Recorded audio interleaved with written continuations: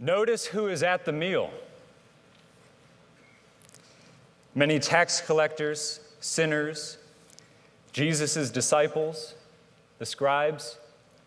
In many ways, the quote-unquote standard characters of the gospel. These standard characters, and all were attracted to Jesus. All drew near to Jesus. They wanted to be near, but perhaps they were attracted for different reasons. His disciples to follow, the tax collectors out of a curiosity. Hey, this is new. This is interesting. I'm intrigued. The sinners for healing, because he's calling. The scribes and the Pharisees perhaps to refute and to question. But ultimately, they were attracted because whether they knew it or not, there was a place for them at the table with Jesus. The disciples, tax collectors, sinners and scribes. Maybe you identify with one of these groups. Maybe you're excited for discipleship. The budding encounters that you might be experiencing are propelling you forward in excitement of what's next. Maybe you're curious about this whole Jesus thing.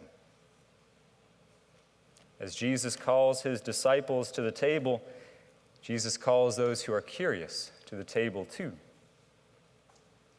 Maybe you're experiencing a struggle, whatever that may be. A sinful struggle, a habit, maybe a struggle in your family, among your friends, maybe a feeling that you're not quite good enough for Jesus.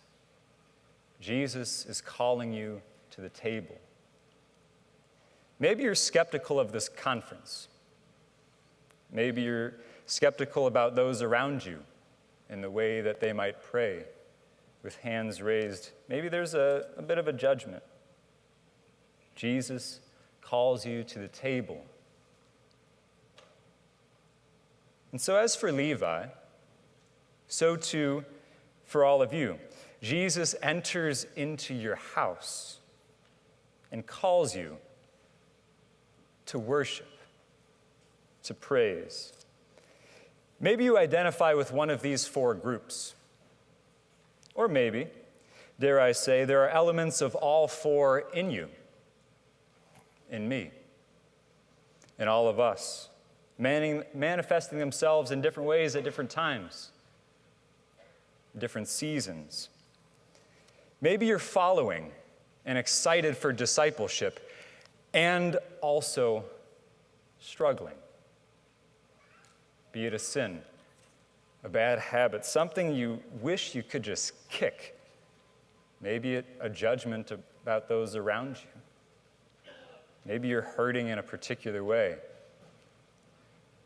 Jesus calls you to bring that to the table and worship. Maybe you're hurting and skeptical and distrusting of Jesus because maybe that hurt that you're experiencing, you've lifted it up to him and it hasn't been healed. It hasn't been remedied. The struggles in your families are still there, still present, and maybe blew up anew when you were all together at Christmas. So maybe there's a few elements there, a few of the groups present in you. Jesus is there, and he calls you to bring that to the table. Maybe he calls you to worship him amid tears and emotions and in the pain. And he calls you to bring that to the table. Maybe you're open, but maybe praise and worship music isn't your style. It's okay.